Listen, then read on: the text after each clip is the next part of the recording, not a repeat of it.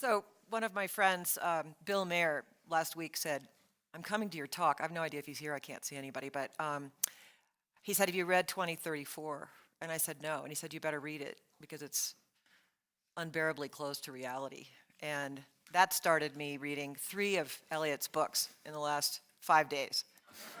And they're you should get a medal. No, you got the medals. And they're really marvelous. And what's interesting to me is the thread of, there's a thread that goes through these books. And we're going to talk about them all tonight. And as Crystal said, he will sign afterwards his most recent book. But Elliot, you were a White House fellow and a Marine. You served 5 tours of duty in Iraq and Afghanistan. We just heard about your unbelievable medals. He just shared with me about the Purple Heart. Tell me what the Bronze Star for Valor was awarded to you for? Well, I think, one of the things that is sort of interesting about medals that I don't think you know unless you've sort of been through the process, not only of maybe receiving some, but actually, in my case, writing many awards up. I mean, I've written up medals to include like the Navy Cross, which is right below the Medal of Honor for Marines I served with, is that they never hand out the medals when everything goes according to plan. They only hand out the medals when things go bad. So inevitably, with every medal that a person is awarded, there's sort of a duality in that experience, and so much as you feel, you obviously feel proud because you're being recognized, but you're being recognized for probably what is one of the, maybe worst days of your life, because things don't always go well. So, I received the Bronze Star for an ambush I was involved in Afghanistan in 2008, and in that ambush, one of my comrades, a guy named Staff Sergeant Dave Nunez, was killed. So we had to go back and try to get his body out, and so there are a handful of medals that were handed out that day, and mine was one of them. I mean, it is stunning to read about what you've been through, and the fact that you are writing novels today and have this kind of in perspective. But let's talk a little bit about how you got into the military, and I'm just really curious what lured you into that as we start talking about what your perspectives of having been in war are like. So what took you into the Marine Corps and all of that? Sure. Well, I was probably not, and we were talking, one of your colleagues who went to high school with me is, I think, here tonight, but I can't see anybody anyways. And I was not the likely candidate you would think if you met me at 15 or 16 for a budding Marine Corps officer. My hair was about this big. I was very into skateboarding. I had a problem with wearing my pants around my waist. They're usually kind of sagging down. It was a bad look. And at about 17, I sort of had this could have come to Jesus moment where I was like, you're not a boy anymore. You're going to be an adult here pretty soon. What type of person do you want to be? Where were you? I was in Washington, D.C. at the time. I was born in Los Angeles. I grew up in London, but I finished high school in Washington, D.C. And I really joined, I think, the Marine Corps for 3 reasons. I think the first was that growing up overseas, even though it was just London, but I got to travel quite a bit. And it gave me this sort of outsider's perspective on what it meant to be an American. And that, hey, we're not perfect, but we've got it pretty good here. And that's something that's, worth serving. I also was very fortunate. I came from a family where, my parents did very well. I was able to go to a college. I would consider myself a fortunate son of this country and felt like I wanted to give back. And I wanted to give back in a way where, whether what I did in my work mattered. I wanted a lot of responsibility at a young age. I knew that. I didn't want to sort of go at 23 or 24 and, make photocopies or be a gopher or have a really kind of low-standing job, and I couldn't think of anywhere else in the world where, 23 years old, they put you in charge of 45 people, and they do that in the Marine Corps. So I wanted a lot of responsibility at a young age. I wanted to give back, and then sort of the last of those 3 pillars was I was sort of that kid who never stopped playing with his G.I. Joes. Even when I was like the skater rat, I'd be like secretly watching like the Military History Channel. So all of that combined into this idea that like I wanted to go into the military, and then you think which branch of the service you look to, and the Marine Corps, they've got the best uniforms, and that was it. Oh, that's okay. I just have to tell you that my mother never bought me a Barbie, ever, never, never. I had the entire G.I. Joe Foot Locker in his Marine Corps outfit. Yep. That was me. Yeah. Don't ask me. Yes. I flirted with the Air Force for about an hour. Yeah, I have to say, we call it a uniform, not an outfit. Oh, it's so funny. So did you go ROTC? I did, well, actually, and so I was having this sort of metamorphosis sort of to the shock and dismay of my parents. I think my father sort of understood it just like intuitively, and my mother kind of didn't know what was going on. She'll famously tell a story, we were at the kitchen table, like the beginning of my senior year, and all the junk mail from all the colleges was showing up, and she was like, oh, you got one from this school, one from this school, I'm gonna throw them away, and one actually showed up from the Air Force Academy. She said, I got one from the Air Force Academy, throw it away, and I said to her, keep that one. And she was like, and was sort of mortified. So that kind of was part of this process. And at the end of my college applications, I got into 2 places. I got into Tufts and I got into the Naval Academy. And so there's this big choice, am I gonna go to the Naval Academy or Tufts? And and maybe this was a harbinger of my career now, I was no good at math and I was no good at engineering, and that was the curriculum focus at the service academies. I knew I wanted to be a Marine, and the Naval Academy, they don't guarantee you that. And if I did ROTC, they would guarantee me I would go into the Marine Corps, and I wouldn't have to take all the engineering classes. I could major in English and history, which is what I majored in, and so I went into ROTC. And the thing that they actually say is there's only 2 things you can do with a history major. You can either teach history or you can be a Marine infantry officer, and so I did the latter. Oh, that's really funny. Okay. So we know a little bit about how you ended up in the Marines, and how soon after you graduated from college did you go to Iraq? Well, I think this is sort of what, and I often say this when I speak to younger people, is, you don't know the times that you are going to serve in. So when I show up in college, it's 1998, and there wasn't a lot going on. I think my expectations were, if I did 5 years in the Marine Corps, maybe if I was lucky, I would get to do something real world, like maybe, evacuate an embassy or, go do a real deployment. And then 9/11 happened. 9/11 happened right at the end of college, and suddenly on a dime, things became very, very real. And I showed up in Quantico for my training in 2003, and then I went to Iraq in June of 2004. And you were there for, of the 5? I did one of my 5 tours were in Iraq, and then my other 4 were in Afghanistan. Okay. So I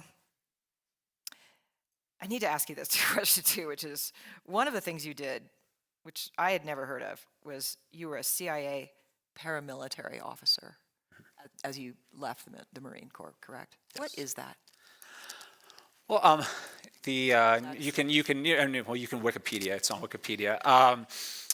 The CIA has basically a paramilitary component. It's like their special operations group. And so I had one of my very good friends who I write about in a couple of my books. I call him Jack. That's not his real name. But he was really my Marine big brother. We actually met in training in our early 20s. He's a few years older than me.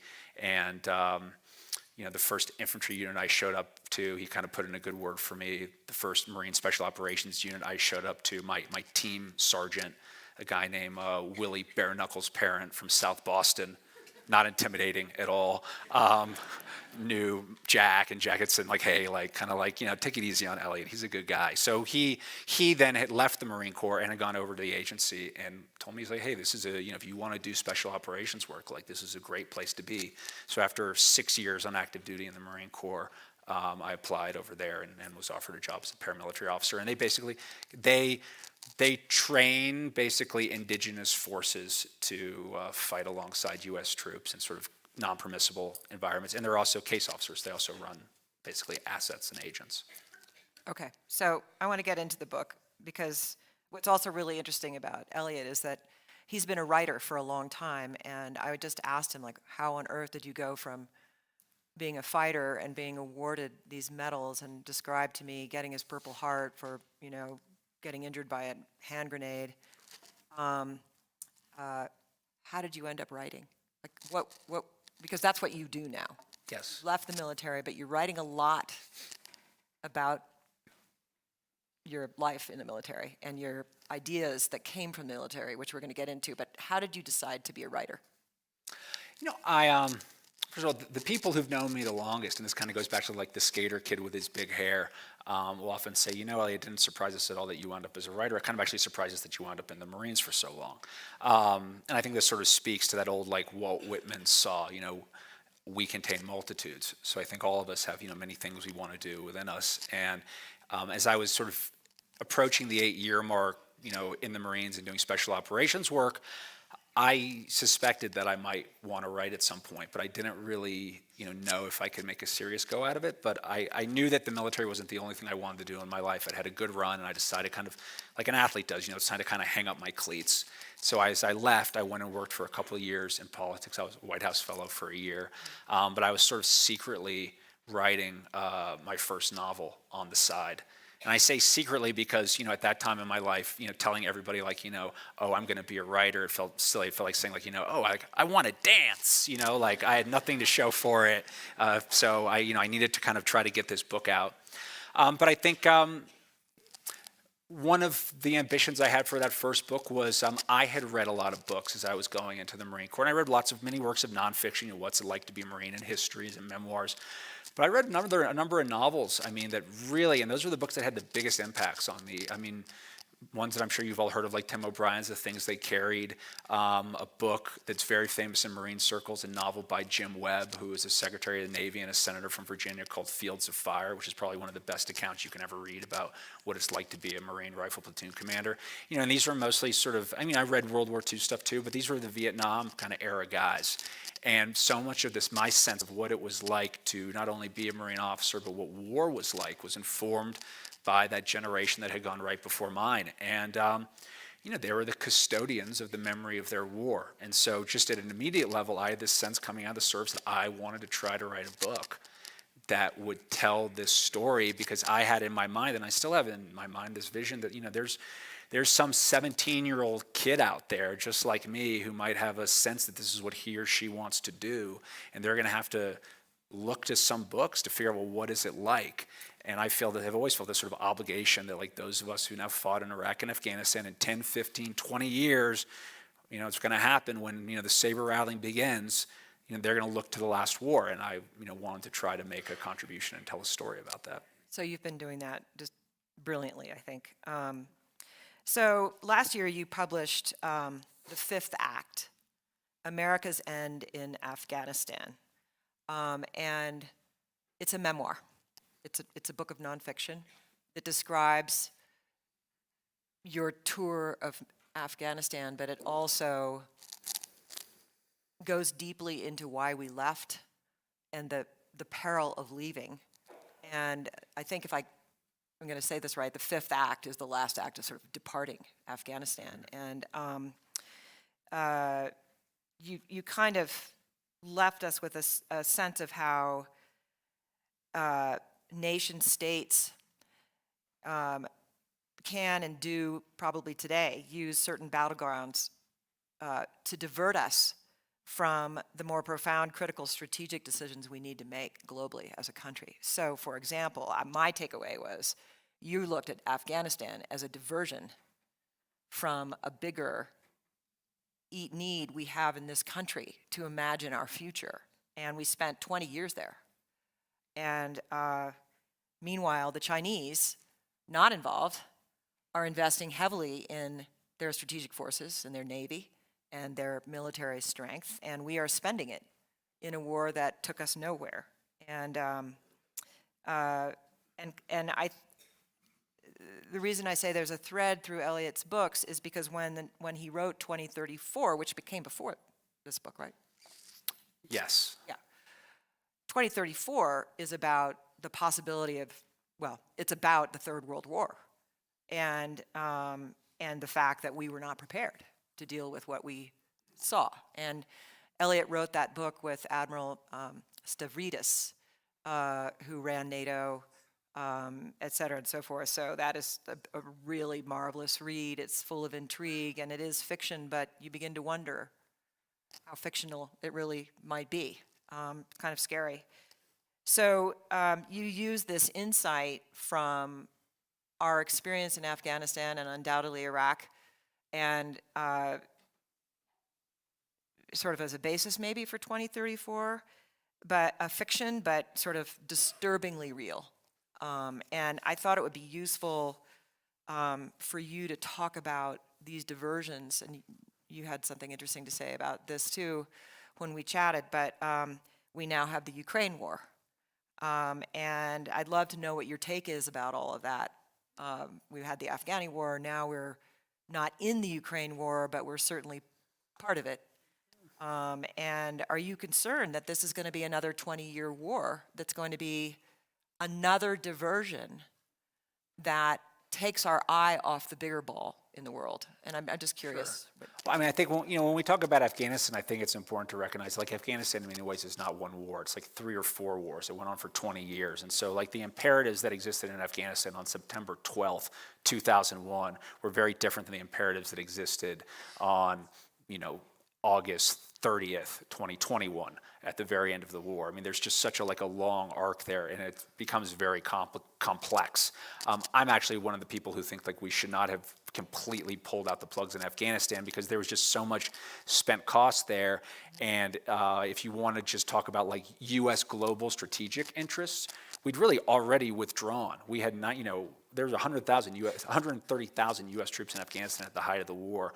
We were down to about 6,000 when we said we had to go to 0. And if we look at the history of American war making, we sort of, for some reason, have, at least at home, conflated this idea that the war ends when all the troops come home. That's when the war ends. It's never been the case. World War II, the troops didn't all come home. We're talking about Ukraine right now. All of our troops are sitting in Europe. They've been there since the end of the Second World War. Korean War, all the troops didn't come home. We still have troops in Korea securing the peace there. Same thing in Japan. In fact, the only time when all the troops come home at the end of the war is when we unequivocally lose the war, as was the case with Vietnam and as has now been the case in Afghanistan. And some might say, the war in Iraq is over. It's over, but we still have troops in Iraq. We still have troops in Syria. They draw what's called imminent danger pay, the Horn of Africa. So we as a country are garrisoned pretty widely still.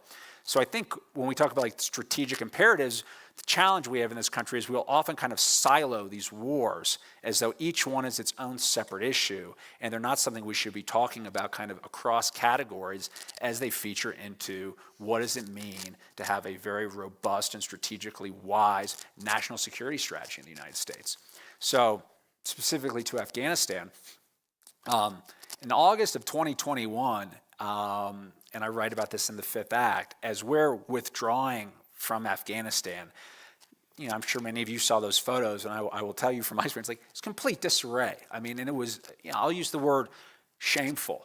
Not the people who were there, the Americans who were there were acting completely heroically, but what was shameful was that we ever found ourselves in that situation. And the other person who was watching what was going on in Afghanistan, were our adversaries, specifically Vladimir Putin. And he was watching them at a time when he's weighing what he is or is not going to do in Ukraine the following year. And one of the things that is certainly featuring in his decision about whether or not to move into Ukraine is, what is the NATO response going to be? And it's important to remember that the war in Afghanistan, unlike the war in Iraq, is a NATO war. It's the first time the alliance had ever introduced Article 5 after September 11th. So it wasn't just the U.S. losing a war in Afghanistan, and we often as Americans forget this, it was NATO losing the war. And I think what's sort of been very dizzying was, I would argue that was probably one of the darkest moments in the history of NATO, was August of 2021 in Afghanistan. But then within 6 months, after we've seen this huge underperformance of the NATO alliance in Afghanistan, we actually see this pretty massive overperformance in Ukraine, in so much as the alliance holds together in surprising ways. I mean, we see the Germans sending weapons, which we never thought they would do. So you have this sort of kind of radical juxtaposition in a 6-month period. And then there's this sort of broader question. He's why does Ukraine matter? Why does Ukraine really matter? yes, Russia is nuclear armed, and what's important, but Russia is not a true peer competitor of the United States outside of sort of the military nuclear field. Economically it isn't. And I would argue, the reason that Ukraine matters so much and why we're all sort of, particularly in, March and April of 2021 and maybe even or 2022 and even to an extent now, watching it sort of breathlessly, is because we understand that features into a larger struggle. And the larger struggle is the United States and the Western-led liberal world order that has really existed since the end of the Second World War against sort of this rising authoritarian axis that rejects that world order. And the key members of that axis, I would say, are obviously Russia, Iran to a degree, and China. And this idea that, had NATO just folded, had Putin been able to move in very aggressively and very successfully into Ukraine, what would that have meant for a Chinese incursion into Taiwan, which, would represent a really profound reset in the world order. And so as we kind of think about Afghanistan as it relates to Ukraine, and we think about Ukraine as it relates to Taiwan, the one thing is if the Chinese ever go into Taiwan, the huge advantage they're going to have is they would be fighting that war in their backyards, whereas we would be fighting that war across the vast expanse of the Pacific Ocean. And wouldn't it be nice if we ever had to fight a war against China, to have, a half dozen strategic air bases in a country that bordered China? I think we'd all agree that'd probably come in pretty handy. Well, guess what? We used to have that in Afghanistan, and the price we were paying was a garrison of about 5,000 U.S. troops. So I would argue that was a strategically misguided move. The border between China and Afghanistan is relatively small, but it does exist, and we forfeited that space that we had.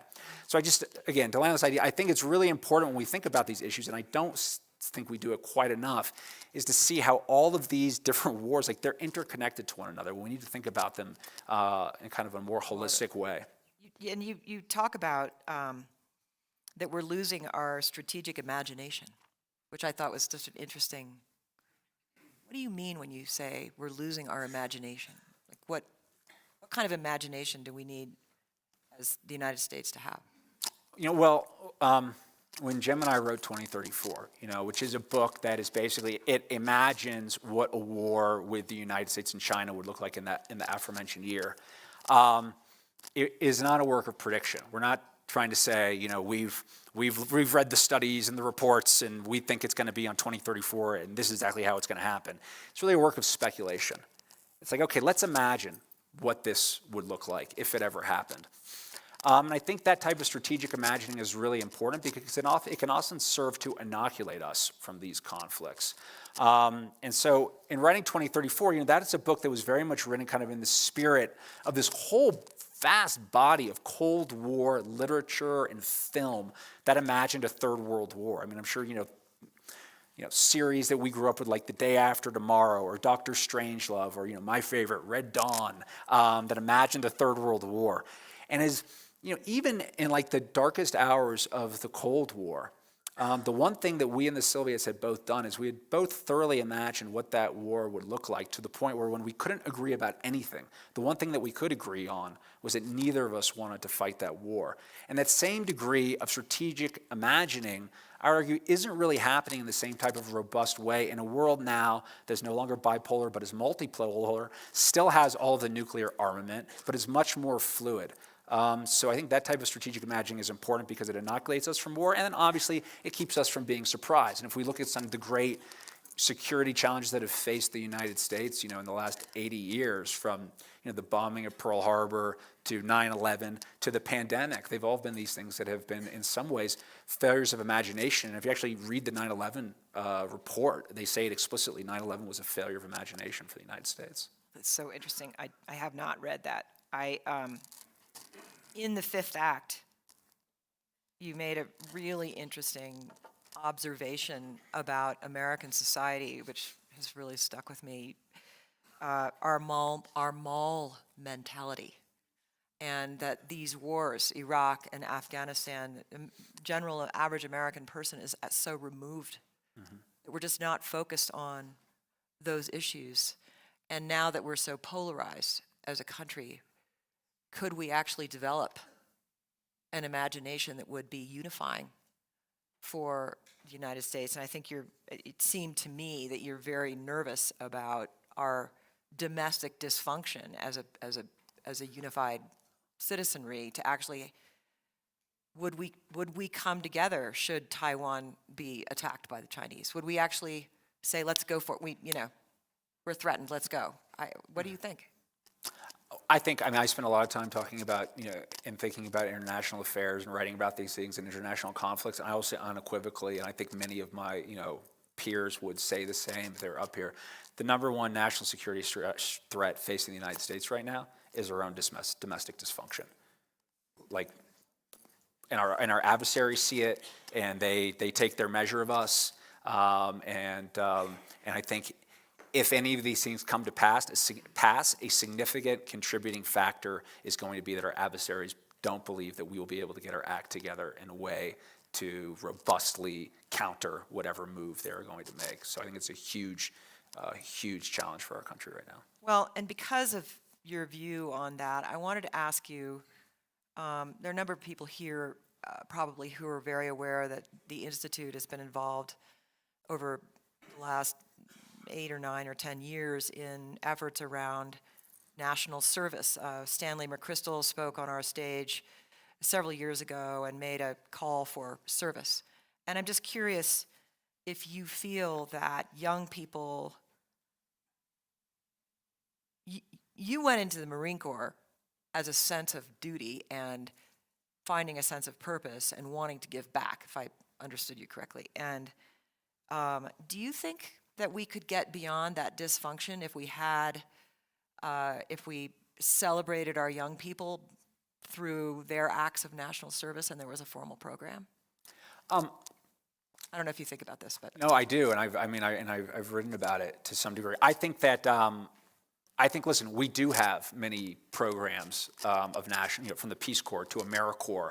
If you're a young person, to Teach for America, which is not a government program, but it's great. So if you're a young person and you want to serve, there are many ways to serve, and you don't have to wear a uniform to serve. So that all exists. Now, then there's sort of the question of national public service as it relates to the military, which I think it's important to kind of not conflate the two, because the military one is obviously, it's very different. Because unlike AmeriCorps, unlike Teach for America, when you're in the military, you get the memo pretty quickly. Like, the government, literally, they own your body. Like when I got out of the Marine Corps and I went to the VA and they were giving my final VA physical, they're like, listen, let us know everything that's wrong with you. And I'm like, well, I'm okay. My back hurts, but my ears got the ringing. And they're like, I'll be fine. They're like, no, you don't understand. Like, you gave your body to the military, to the U.S. government for 8 years. They're not going to give it back to you. And you got to say, they've got to pay you back for everything they took. So that sense I think is different. And it lends me, and this is sort of just where I've landed, to a place where, listen, the questions of whether or not we do or do not fight wars, and whether or not we expend the blood of our children on these causes, like the most sacred decisions that we can make as a country. And I would say that it is a decision that we haven't been making with our full attention, particularly in the past couple of decades. And I don't think that's because the American people are an evil people or a negligent people. I think people behave according to their incentive structures. Every war that America has fought since the Revolution has needed a construct to sustain it. And what I mean by that, broadly speaking, is to sustain it in two ways. To sustain it in blood, who's going to fight the war, and sustain it in treasure. How are we going to pay for it? So for instance, like the American Civil War. The first ever draft in the United States comes out of the American Civil War, as is the first ever income tax. So that was the construct. The Second World War was constructed with, we had, war bond drives and a national mobilization. The Vietnam War, we remember a very unpopular draft in the Vietnam War. So when 9/11 happens, where America is again going to war, so what's the construct that gets put in place? And the way we constructed these wars was the blood comes from our all-volunteer military, and the treasure has come out of our national debt. So there's never been a war tax. And the result of that has been the American people have been anesthetized to the cost of these wars. If you ask me why did the war in Afghanistan go on for 20 years, it's not because we couldn't figure out how to beat the Taliban. It's because it became easier to just have the war keep on perpetuating. That's why we get these forever wars, is because politically they're just sort of neutral. They're issues that nobody cares about. Not because they're bad people, because they have no incentive to care. They don't know anyone who is serving, and they're not paying for it. so that, if you look at democracies and just like the health of our civic body, and you open a history book, the one thing you see is that when democracies get into sort of what I like to call kind of late empire behavior, one late empire behavior is you start outsourcing who's fighting your wars. Like the Romans famously did it. They outsourced their wars to the Spaniards and the Gauls invaded Rome. We are actually in the process right now in this country of outsourcing our wars, but we're not outsourcing it to a separate people. We're outsourcing it to a subculture of American society. And we're doing that at a time where society is extremely fractious. And if you look from Caesar's Rome to Napoleon's France, when you pair a large standing professional military with extremely dysfunctional politics at home, democracy does not last long.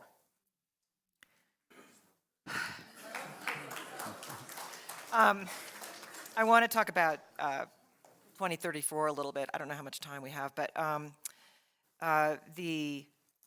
this book is about the Third World War, and how many people in this room have had a chance to see Oppenheimer yet? Okay, not very many.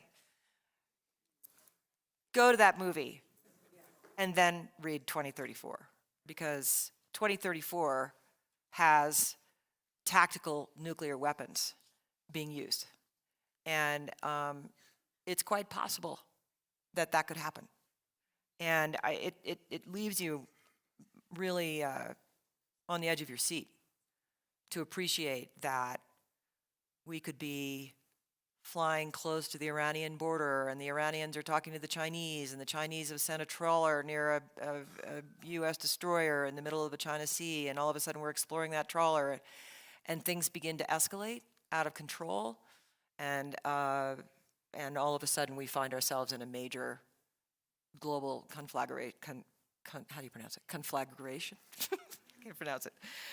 Did you write this book to scare us into our senses? No, I mean, we wrote this book as sort of as a cautionary tale. We had a lot of fun doing it, and I think it is a really fun book.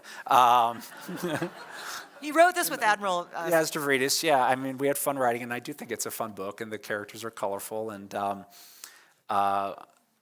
let me put it this way: we're signed up to do it as a trilogy. Yeah. So the fact that there is going to be 2054 comes out in March, so it'll let you know that we survive as a species.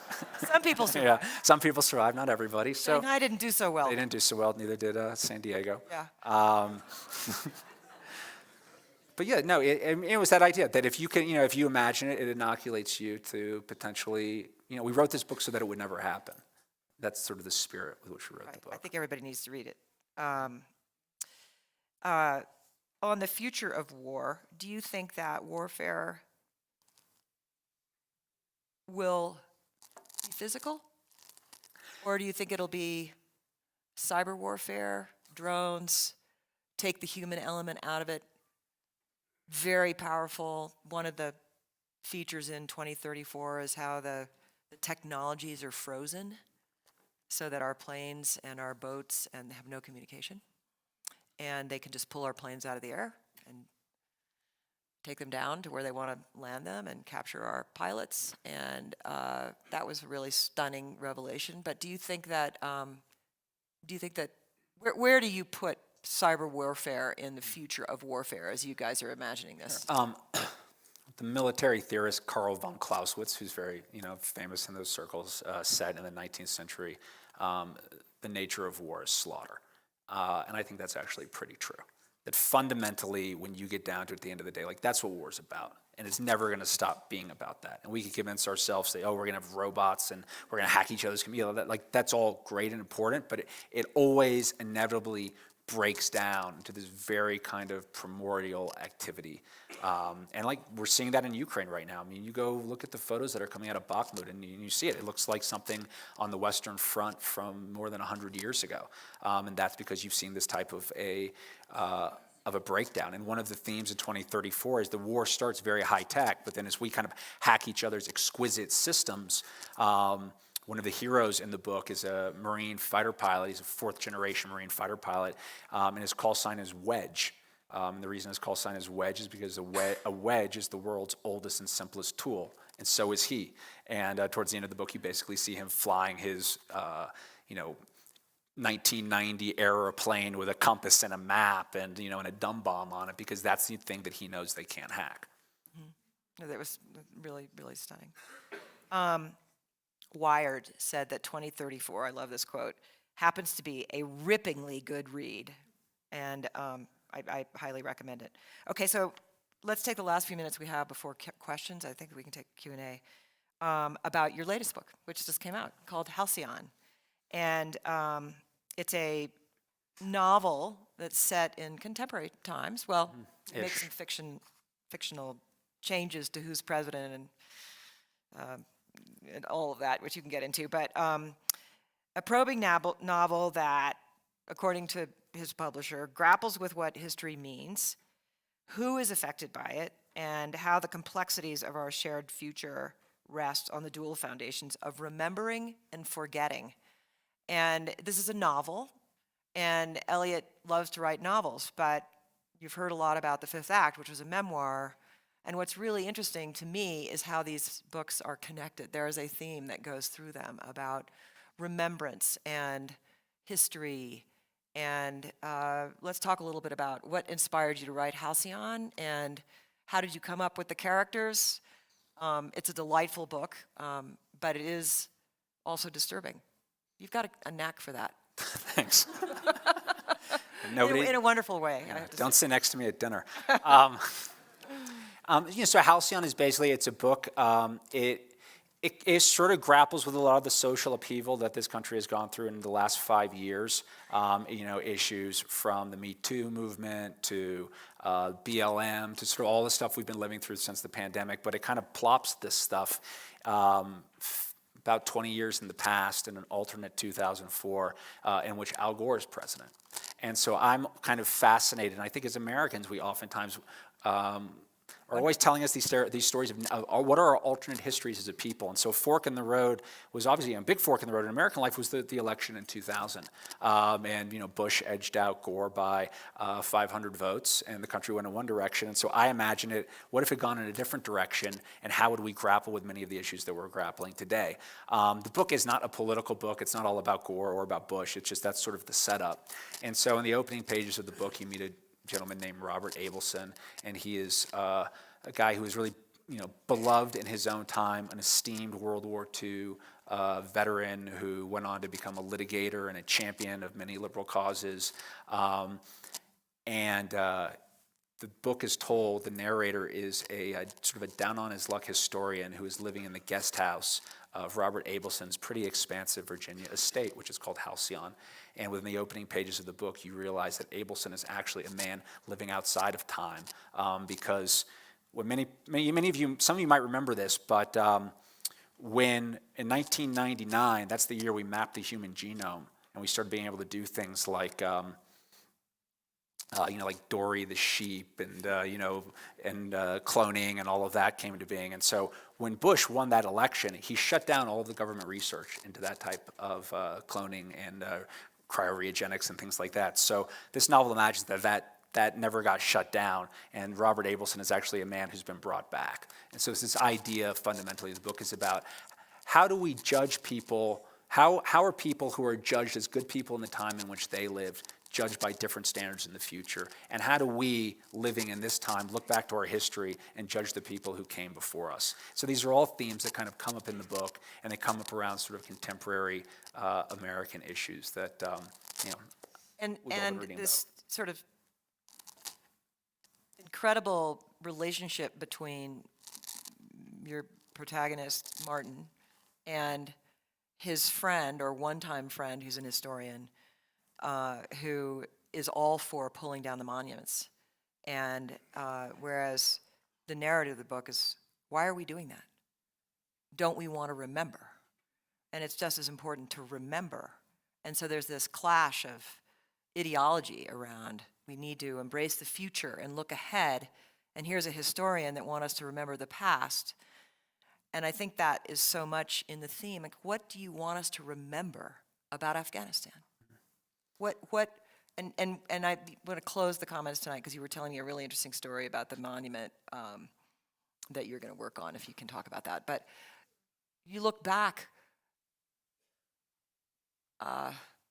when we went into Syria, Saddam, his statue was torn down. Nobody seemed to mind on our side. In this book, Robert E. Lee's statue is torn down, and it's a huge dilemma for American people. And should we remember? How do you feel about that? You're a veteran. You've been through these wars. Maybe you want to forget, but you're not forgetting anything. Well, I think You're not forgetting anything. I think stories really matter. I mean, like, and you know, you asked like Halcyon is a book. Where it came from was my Lee, my wife, who you know, my wife's mother, and my father-in-law. They had a pretty significant age difference. He was about 28 years older, so he was a World War II veteran. I never met him. He died in 2008, but he was in the OSS in World War II and was this just beloved figure in her hometown. And so this refrain in her family is consistently, when we talk about politics or movies or anything, is that someone will always say, what do you think Daddy would have thought about that? And it is as though he is alive. And it's always been interesting to me, not just the facts of history, right? You know, the facts are their own thing. You know, for instance, like, you know, we fought a war in Afghanistan. We fought a war in Iraq. Like, that is a fact. But why? Why do we fight those wars? You know, and people will argue about that forever.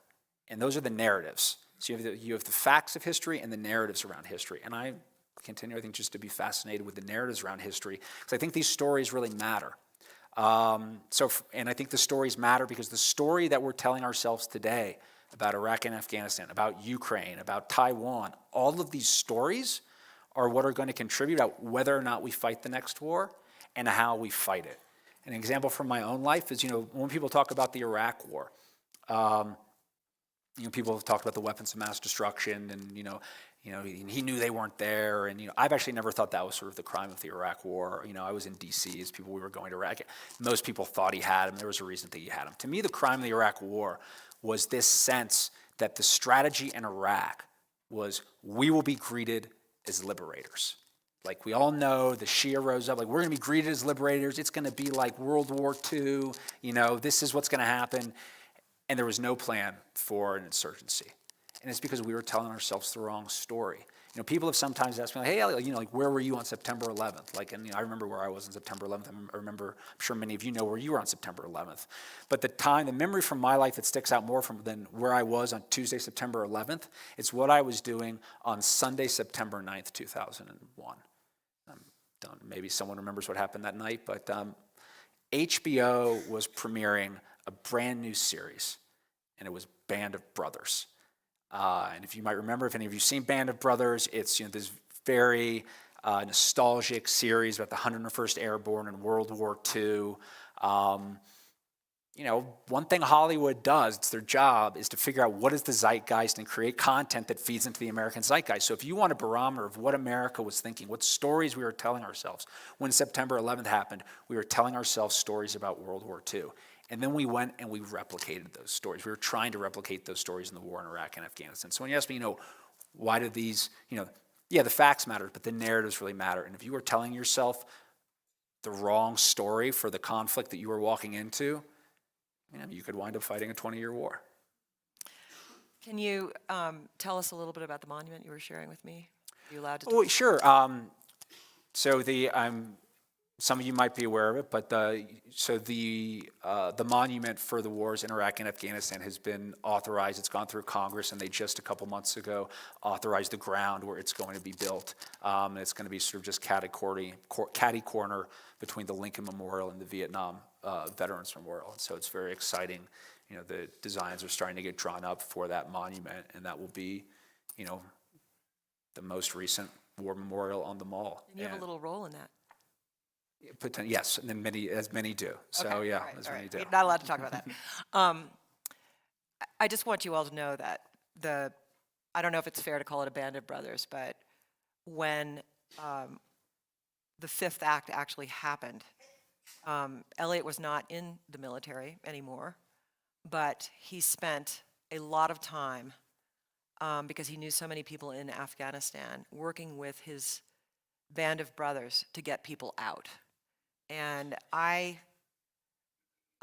it's been a privilege to read his books and to understand what kind of, I don't want to sound Pollyannish and call him a patriot, but Elliot Ackerman is somebody who's given so much of his time and his energy and his brilliance to our country, and now is reflecting through these various novels and memoirs on how we move ahead. And I highly recommend that you read his work. And I'm just so delighted to get to know you, Elliot. Thank you so Kitty. much. And we'll take some questions. Thank you. Thank you. Thank you, Kitty. Yes, right here. Since it appears, unfortunately, that wars are inevitable, are you recommending, based on what you've discussed so far, that it is to our best interest to reinstate drafting, not only for men, but for women for our country? Yeah, thanks for that question about whether or not I believe we should have a draft in this country. I've written about it pretty extensively, but yes, I am for a draft. Ironically, I know that I represent a minority viewpoint, but the cohort of mine who've been in the wars the most, we all seem to have landed this idea that there should be a draft. I think what's interesting is when you say draft to many Americans, I think that means every single young person at 18 goes into the service. This has never been the case in America. If you actually look, the Vietnam War, which is the war you most closely associate with the draft, the percentage of conscripted soldiers in the U.S. military was about 25%. In World War II, it was 50%. Now, granted, many people volunteered in Vietnam, so they wouldn't be drafted, but you get my point. I actually think that what would be pretty remarkable for our country is, the all-volunteer military has huge benefits in that we have probably the most professional military we've ever had in this country, and they're extremely effective and good at what they do. And you want to preserve that. But I think that if you were to have, let's say 5% of the U.S. military was draftees. That's about 60,000 people. That's basically the size of the U.S. Coast Guard. It's not so much the draft, it's the specter of the draft. If every American family knew that when their son or daughter, because I think, the U.S. military now is unrestricted, so it would be men and women, turned 18, that they had a 1 in 20 chance of having to serve in the U.S. military for 2 years, I think we would talk about not only war, but our national security in a fundamentally different way, a much more responsible way, and I think it would set the bar a lot higher for us committing our blood and treasure to foreign wars, or in many cases would have felt like foreign adventures. So I'm for a draft, but I don't think it's going to happen. It doesn't poll very well, unfortunately. Yes, right here. So geopoliticist Peter Zeihan, who also is a New York Times bestseller, wrote The End of the World is Just the Beginning last year. I don't know if you've read that one. I actually just listened to a podcast he was on, so Okay. I'm sort of familiar. So he was not so optimistic that China was going to take over the world because he said they're suffering a population crash. They are unable to get the steel to build the navy to cross the seas. They're very good at coastal work, which, like Taiwan, absolutely, but really couldn't come over and screw with us that much. He had a lot of reasons. He thinks they're very overextended financially. Do you really think, given all of these things, that they are as much of a threat as you say? So I'm going to be really blatantly self-promotional and say I recommend you read 2034 because all my opinions are in there. So I don't think that I'm not of the belief that we're going to wake up tomorrow and China's going to take over the entire world. But I think we are now living in a world where we do have a real peer competitor. The Chinese Navy is larger than the United States Navy today. Like that's a fact. Do I think those war boats are coming to San Francisco anytime soon? No, I don't. I think if we look at the last 100 years, let's say, and I would call those 100 years an American century. They really have been, and I would say that American century was really forged in two cauldrons. There were these two European conflagrations, right? The First and the Second World War, and those were both wars that we as Americans did not start. but we sure as hell finished them. And we finished them on terms that were very advantageous to us. We were particularly in the Second World War, we were the last ones standing. When I look at what's gone on in our country today, post-World War II, we've gone from being very good at finishing wars to very good at starting wars and then really bad at finishing them. And that should concern us. So when we think about and imagine a war that started between the United States and China, and this is sort of my 2034 teaser, don't assume that the United States and China become the true beneficiaries of that war.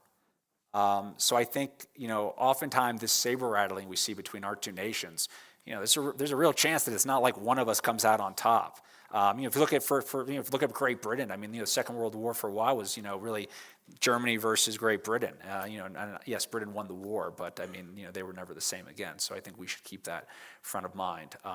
But yeah, I share that point of view. I do not think that we are suddenly going to be taken over by the Chinese, but I do think we need to, that it's dangerous for us to be walking around as though we just live in a world where, we're the only superpower, because that's not the world anymore. Yes, sir. Bruce. The microphone right here. This is fascinating, and I congratulate you on that, on being able to write and the perspective that you have. What prescription do you have for our current political dysfunction and our irresponsibility in kicking the can of our fiscal responsibility that we haven't paid for these wars that we've been in down the road? Well, I'm glad you asked that question. That is the question. I don't know that I can sit up here in 2 minutes and provide a succinct answer to how we solve all of our societal ills. I think the closest I can come, it's a little squishy, is community. I think that just looking back, I think there's been an erosion of a sense of just sort of real community in America. We're sort of living in much larger, depersonalized communities, and I think whatever the solution is, it's probably going to exist somewhere at the local level and percolate up, as opposed to being something that is top down. But I don't have a neat or succinct answer for how we solve the hyperpartisanship in our politics, the widening wealth gap that exists in America, the problems in our media. These are all really systemic, challenging issues, but I do think solving these issues is sort of the great challenge of our age, and it is a challenge that is far more important for us to get our minds around, even than China, although I'm happy to talk about China and Ukraine till the cows come home. But Back at the back. Let's go back to the back.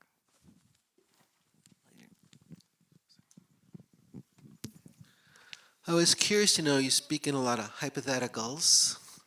What do you think that Russia is likely to use a tactical nuclear weapon in Ukraine? And if so, what would be the West's, NATO's response? And if not, why wouldn't they do that? I think Russia is as likely to use a nuclear weapon than at any time in the history of nuclear weapons outside of probably the Cuban Missile Crisis. In some ways, this is more volatile than the Cuban Missile Crisis, because in the Cuban Missile Crisis, at least Khrushchev was sort of operating within a Politburo. And whether or not Russians are going to use nuclear weapons is basically a debate that's going on inside Putin's head. I think when we look at the war in Ukraine, and when I kind of talk about this sort of rising authoritarian pillar, these are nations that sort of reject the world order as it exists. And just like fundamental slights, like, did any of you watch Wimbledon? Yes. Okay, we probably all watched Wimbledon, right? Did you notice that every single Russian or Belarusian tennis player, no matter how talented they were, had just a black square instead of their flag? This idea, like, for so many people, like, this is a world where the prevailing order turns its back on these countries, and they don't like it. And so that is a world order that was created in a blast of nuclear light in August of 1945. So there's a part of it that's like, if you're Putin and you get desperate enough, there is a nuclear taboo that has existed since 1945. And if you want to put a marker down and say, there is a new world order, there's a new system, and it starts now, blow up a tactical nuclear weapon in the Donbass, you'll probably kill 4,000 to 5,000 people. I mean, so if you talk about like the actual loss of life, it's not the loss of life that would matter. It would be the signal that you are sending. I will use nuclear weapons, and today it's a tactical nuke. Tomorrow it'll be something a little bit weightier. You don't know. And all of you smug Westerners, you now live in a new world. So deal with it. Do I think Putin wouldn't be spiteful enough to do that? No, I think he might. What would we do? I think it would. I don't think we are imagining that as much as we should be, because it would have us all wake up to a really chilling reality. Do I think it's going to happen? No, I don't. So I think everybody should go enjoy your evening. But but when you ask what's the logic behind that decision, to me that would be the logic behind that decision. Right. Okay, right back there. Oh, I know who wants to ask a question. But right back there. We'll let him get the last one. I see. I'll make this fast. This is talk about new things that are going on. The Wagner Group, a Russian mercenary organization that fought as a conventional force in Ukraine, but also operates all over Africa to our great disadvantage. We don't have anything like that. I'm not sure we could put something like that together, but what's your take on the Wagner Group and its role going forward? So my take on the Wagner Group is, the Wagner Group was a way for Vladimir Putin, in certain respects, to do exactly what I talked about, which is to create the construct for his war in a way that anesthetized the Russian people to the cost of the war. So through the Wagner Group, he could sort of have, he'd have this plausible deniability. And when you really saw that plausible deniability was in 2014 when Putin invaded Crimea. And he said, I'm not invading Crimea. These are just all these, Ukrainian separatists who have emerged. And they wear, he called them these little green men, if you remember, because they all wore green uniforms with no markings. But they were all Russians. So it's a way for him to sort of introduce plausible deniability on the international stage. So he can say, this isn't me, these are these separatists, and insulate his population to the costs of war. Now, after what Prigozhin has done, I think, you'll see the Wagner Group kind of, and you're seeing it, they're sort of they're reorganizing, and there are other schemes that you can use to both insulate your population from the cost of war and kind of whitewash what you're doing on the geopolitical stage. I would say we actually do the same thing. We just do it a little bit differently. So, I worked in special operations. I don't view it as a moral equivalency to being a member of the Wagner Group, but a big part of our job was, we train by, with, and through foreign forces. The reason you send in a special operations team that's 12 U.S. American advisors, they fall in on an 800-man indigenous unit that is fighting in a cause that is aligned with the U.S. objectives. So that means those are 800 U.S. soldiers you don't have to have in that country. So we do the same thing, and it's a very old story. The British did the same thing in the 19th century. The British Empire wasn't garrisoned with Englishmen. It was garrisoned with the Indian Army, which were all sepoys and Indians. So it's a tool of power projection. So the Russians do it, we do it in our way, and it's something that nations will always do to a certain degree. I think we have time for one more question. And there's a young man here who Elliot knows a little bit. Okay, my question has two parts. Will you introduce yourself, please? I'm Ethan Ackerman.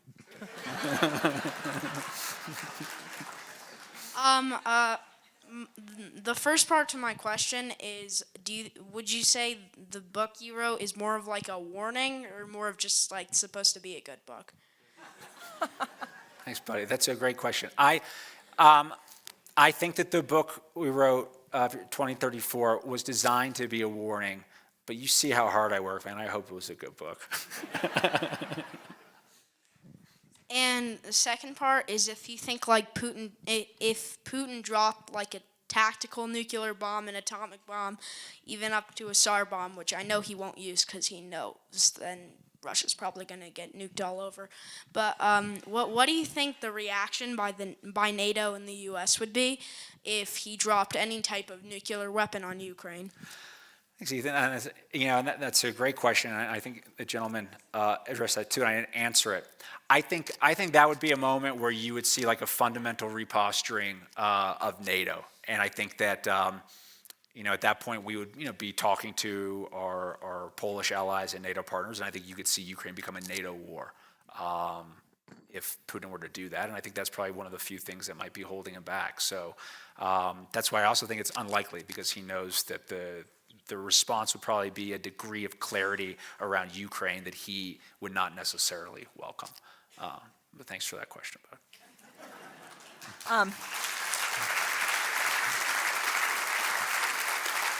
I got one more question.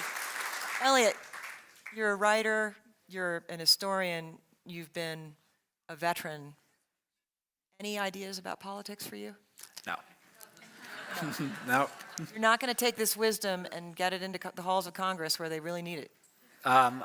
I love what I'm doing now, and I've got a lot of great friends who are in politics, but you can't completely take the skater out of me, so I think I'll keep writing books. Thank you so much to Elliot Ackerman.